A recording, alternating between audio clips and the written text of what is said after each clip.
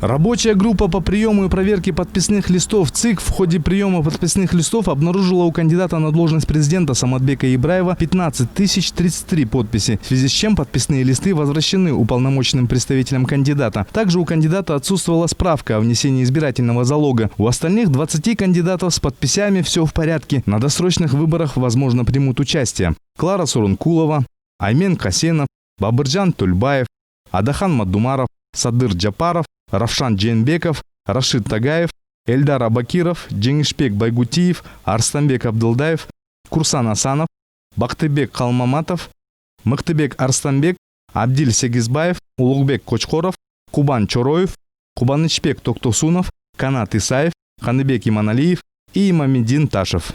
Так как у нас вчера 3 декабря была последняя дата сдачи всех подписных листов вместе с документом, утверждающим о внесении избирательного залога, мы вчера приняли до полуночи все подписные листы от кандидатов, и с сегодняшнего дня мы начинаем проверку этих подписных листов. Сейчас на данный момент идет проверка подписных листов Тульбаева. Пока еще не закончили, сейчас эксперты нашей рабочей группы работают над проверкой.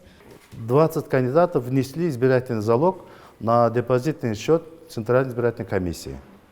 В случае, если кандидатами будет после голосования они наберут не более 1% голосов избирателей от принявших участие, будет возвращено избирательный залог. Кстати, количество подписей, поддержку того или иного кандидата у многих превышает 30 тысяч. Кроме того, будут проверять подлинность подписей. После проверки 14 декабря претендентов, у которых нет нарушений, официально объявят кандидатами. Сейчас все кандидаты имеют статус выдвинутого кандидата. После проверки всех документов на соответствие требованиям конституционного закона будет Центризбиркомом специально будет принято решение о регистрации кандидатов. После этого, как зарегистрированный кандидат, будет иметь статус зарегистрированного кандидата. Впрочем, по словам экспертов, всех еще рано называть кандидатами. Обязательно кого-нибудь снимут с гонки. В окончательном списке, возможно, останутся 13-14 человек, а основная борьба развернется между 3 фаворитами. Стоит отметить, что изначально документы подавали 65 человек, желающих стать президентом страны. У кого-то оказалась непогашенная судимость, а кто-то добровольно забрал документы.